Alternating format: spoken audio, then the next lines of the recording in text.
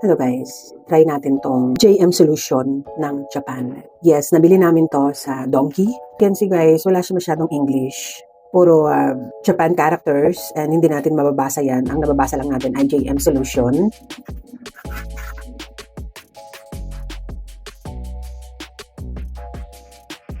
Nakalagay na open and close, diba? Open na siya. Pump daw to para may lumabas na cream. Ayun, kita nyo guys. May lumabas na. Yan. Lagay mo sa mata. Spread mo siya in a circular motion. Twist mo ulit. So, pero pagka tinwist mo, binuksan mo para magpa-pump siya.